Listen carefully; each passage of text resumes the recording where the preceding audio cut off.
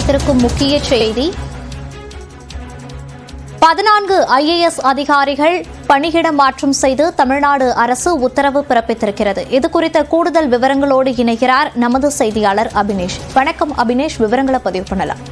கடந்த ஒரு வாரமாகவே IAS அதிகாரிகளுடைய முழு பணியிட மாற்றம் என்பது தமிழக அரசால் செய்யப்பட்டிருக்கிறது. அந்த வகையில இன்றைக்கும் IAS அதிகாரிகளுடைய பணியிட மாற்றம் என்பது நடந்திருக்கிறது.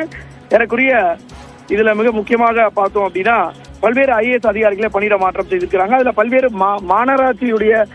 மாநகராட்சிக்கு ஆணையர்களை பணியிட மாற்றம் செய்து அரசு உத்தரவிட்டிருக்கிறது. மிக முக்கியமாக ஆவடி மாநகராட்சி ஆணையராக இருந்த ஷேக் அப்துல் ரஹ்மான் அந்த பணியிடத்திலிருந்து மாற்றம் செய்யப்பட்டு நகராட்சி நிர்வாகத்தினுடைய இணை ஆணையராக நியமிக்கப்பட்டிருக்கிறார். அதே போல ஒரு கவிதா ராமு IAS, இவர் முன்னாள் புதுக்கோட்டை மாவட்ட ஆட்சியராக இருந்தவர். தற்போது இவர் கைவினைப் பொருட்களுடைய வாரியத்து கார்பரேஷனுடைய மேலாண் இயக்குநராக இருக்கிறார். அவர் அங்கிருந்து பணியிட மாற்றம் செய்யப்பட்டு அருங்காட்சியக இயக்குநராக பணியிட மாற்றம் செய்யப்பட்டிருக்கிறார். அதே போல சுகபுத்ரா, இவர் தற்போது திருநெல்வேலி மாநகராட்சியின் புதிய ஆணையராக நியமிக்கப்பட்டிருக்கிறார். அதே போல ஸ்ரீகாந்த் IAS, இவர் ஒசூர் மாநகராட்சியின் புதிய ஆணையராக நியமிக்கப்பட்டிருக்கிறார். அதே போல அனு IAS, இவர் கடலூர் மாநகராட்சியின் புதிய ஆணையராக நியமிக்கப்பட்டிருக்கிறார்.